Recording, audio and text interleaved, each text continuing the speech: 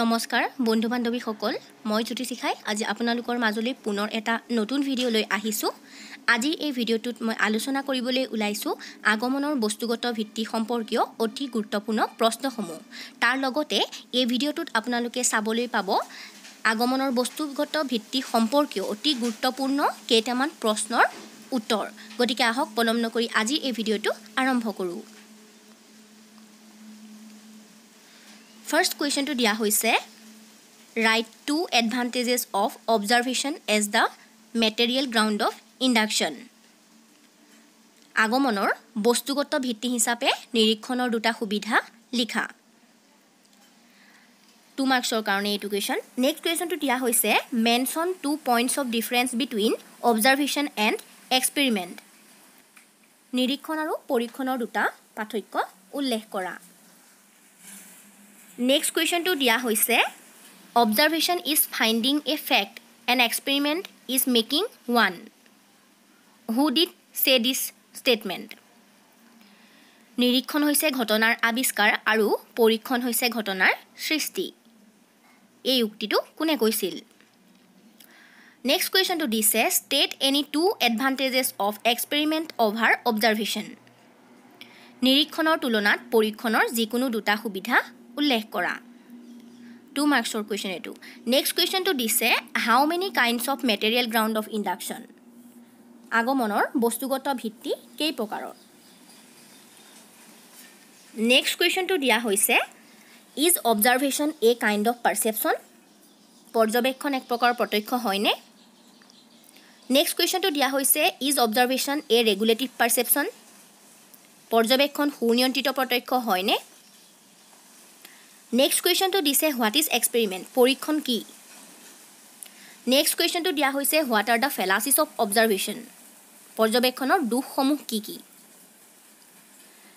Next question to this is the condition of experiment artificial? Porikhonor poribesh kritim hoyne? Next question to this define hoinga dia. First to dise material ground of induction agomonor bostugoto bhitti yar সংজ্ঞা dibole dise aru second to dise simple observation jak koa hoy nirikhon next question to dise distinguish between pathokyo likha fallacy of non observation and fallacy of mal observation onobekhon aru bhranto porjobekhon dukhor majot pathokyo nirnoy kora Next question to this why does observation and experiment called material ground of induction? Porikhon aru nirikhonok agomon onumanor bostugoto bhitti buli kyo koa hoy? Next question to this state two advantages of experiment over observation and two advantages of observation over experiment. Nirikhonor tulonat porikhonor duta subidha আৰু পৰীক্ষণৰ তুলনাত নিৰীক্ষণৰ দুটা সুবিধা উল্লেখ কৰা এটো 4 মাৰ্কছৰ question next question two দিছে what is simple observation describe its characteristics নিৰীক্ষণ কাক বোলে নিৰীক্ষণৰ বৈশিষ্ট্যসমূহ আলোচনা কৰা 6 মাৰ্কৰ কোৱেশ্চন নেক্সট কোৱেশ্চন টু দিছে what do you mean by fallacy of mal observation Distinguish between individual mal observation and universal mal observation with the help of suitable example. 4 marks or question. Yat koise bhranto porjobekhon dukh bulile ki buja? Upojukto udahonor sohayot byaktigoto bhranto porjobekhon aru sarbojonin bhranto porjobekhonor majot pathokyo nirnoy kora. Next question to this distinguish between fallacy of non-observation of essential instances and fallacy of non-observation of essential circumstances with the help of suitable example. Upojukto udahornor sohayot aboshyokyo distrantor onobekhon dukh aru aboshyokyo pariparshik obosthar onobekhon dukhor majot pathokyo nirupon kora. 4 marks question. Next is What are the two kinds of material ground of induction? Agomonor bostugoto bhitti duta ki ki? Next question to this on what depend the material truth of induction? Agomonor bostugoto hoytota kihor uporot nirbhor kore? Next question to this what is observation. What are the condition of observation? পৰ্যবেক্ষণ কি ইয়াৰ শৰ্তবোৰ আলোচনা কৰা এটো 6 মাৰ্কৰ question next কোৱেশ্চনটো দিয়া হৈছে discuss the relation between অবজাৰভেশন and experiment নিৰীক্ষণ আৰু পৰীক্ষণৰ সম্বন্ধ আলোচনা কৰা এটো 6 মাৰ্কৰ কোৱেশ্চন নেক্সট কোৱেশ্চন দিয়া হৈছে সংজ্ঞা দিয়া ডিফাইন ইন্টেলেকচুৱেল কন্ডিশন অফ অবজাৰভেশন পৰ্যবেক্ষণৰ বৌদ্ধিক শৰ্তৰ সংজ্ঞা দিয়া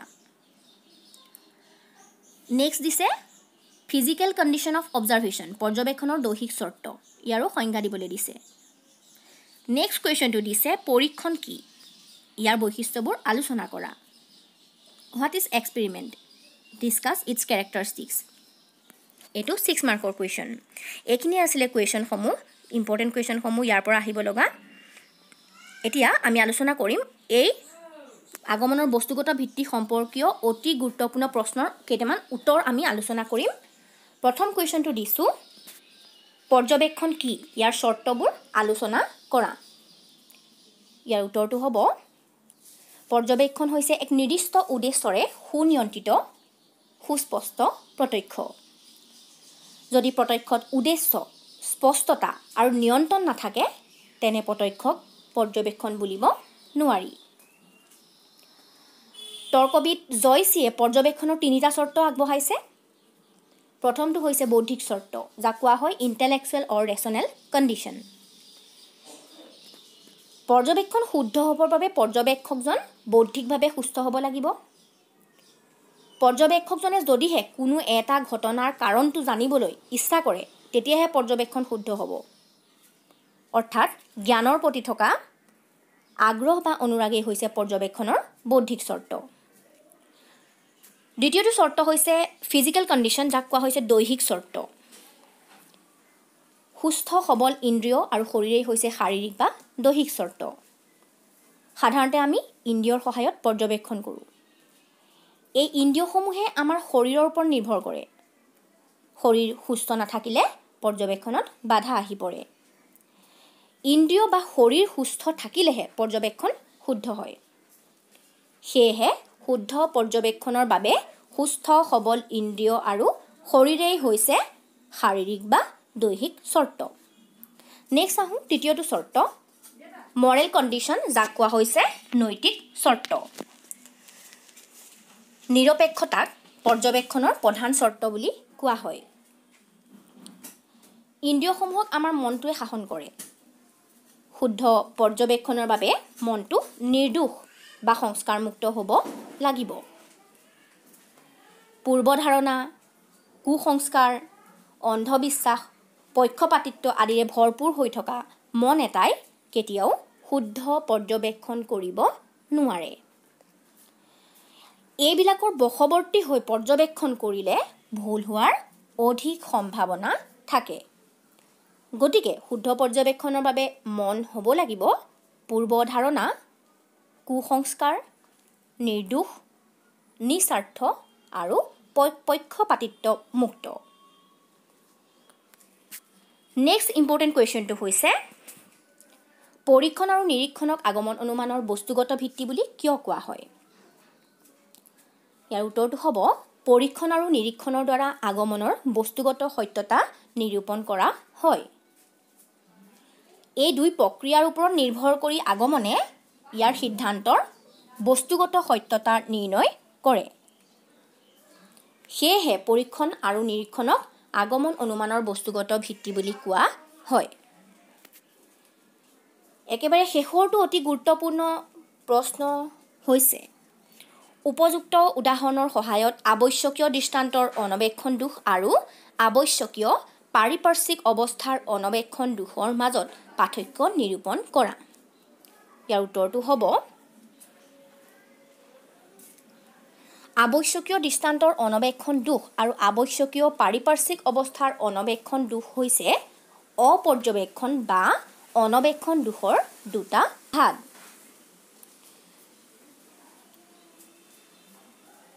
প্ৰাসংগিক দৃষ্টান্তৰ অপৰ্যবেক্ষণ দোষ আৰু প্ৰাসংগিক পৰিস্থিতিৰ অপৰ্যবেক্ষণ দোষৰ মাজত থকা পাৰ্থক্যসমূহ হ'ল ইয়াত প্ৰশ্নটোত যেহেতু আৱশ্যকীয় দৃষ্টান্তৰ অনবেক্ষণ দোষ বুলি দিয়া হৈছিলে আৰু আৱশ্যকীয় পাৰিপাৰ্শ্বিক অৱস্থাৰ অনবেক্ষণ দোষ এইকেইটা নাম দিয়া হৈছিলে, কিন্তু মই উত্তৰত প্ৰাসংগিক দৃষ্টান্তৰ পৰ্যবেক্ষণ দোষ আৰু প্ৰাসংগিক পৰিস্থিতিৰ অপৰ্যবেক্ষণ দোষ বুলি উল্লেখ কৰিছোঁ, কিয়নো আৱশ্যকীয় দৃষ্টান্তৰ অনবেক্ষণ দোষৰকেই প্ৰাসংগিক দৃষ্টান্তৰ অপৰ্যবেক্ষণ দোষ বুলিও কোৱা হয়। নামকেইটা একেই হয়, গতিকে মই অলপ কিতাপৰ মতে সলাই দিছোঁ যাতে কুৱেশ্যনটোত যি বুলিয়ে নাহে উত্তৰ একেটাই হ'ব।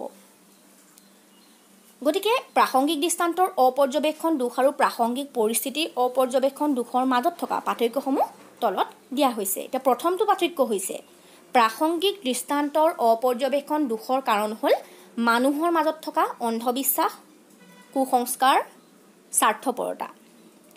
আনহাতে প্ৰাসংগিক পৰিস্থিতিৰ অপৰ্যবেক্ষণ দোষৰ কাৰণ হৈছে প্ৰয়োজনীয় পৰিৱেশ বা পৰিস্থিতিক অধ্যয়ন নকৰা। এইটো হৈছে প্ৰথম পাৰ্থক্য। দ্বিতীয় পাৰ্থক্যটো হৈছে প্ৰাসংগিক দৃষ্টান্তৰ অপৰ্যবেক্ষণ দোষৰ মূলতে হ'ল মানুহৰ মাজত থকা আৱশ্যকীয় দৃষ্টান্ত সম্পৰ্কে অজ্ঞতা।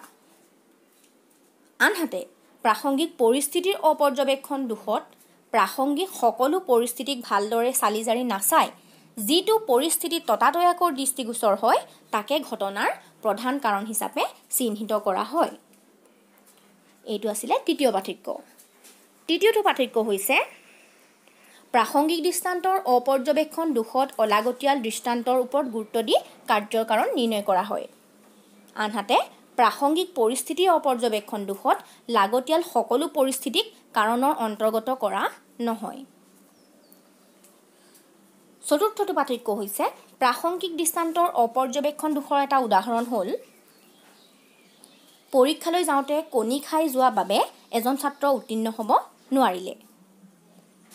এই উদাহৰণটোত কণী খাই যোৱাটোৱে ছাত্ৰজনৰ পৰীক্ষাত উত্তীৰ্ণ হ'ব নোৱাৰাৰ একমাত্ৰ কাৰণ।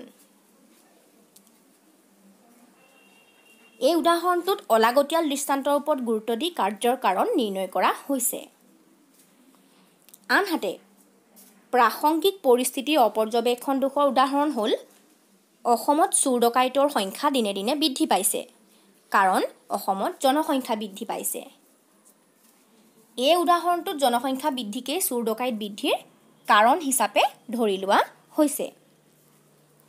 এই উদাহৰণটোত প্ৰাসংগিক সকলো পৰিস্থিতিক ভালদৰে চালি জাৰি চোৱা হোৱা নাই। যিটো পৰিস্থিতি ততাতৈয়াকৈ দৃষ্টিগোচৰ হৈছে তাকে ঘটনাৰ প্ৰকৃত কাৰণ হিচাপে ধৰি লোৱা হৈছে। কিন্তু প্ৰকৃততে চোৰ ডকাইত বৃদ্ধি হৈছে পুলিচৰ তৎপৰতা বেছি নোহোৱা কাৰণেহে। গতিকে এইকেইটাই আছিলে আজিৰ ভিডিঅ'টোত দিয়া অতি গুৰুত্বপূৰ্ণ প্ৰশ্ন আৰু তাৰ লগতে অতি গুৰুত্বপূৰ্ণ প্ৰশ্নকেইটাৰ উত্তৰ।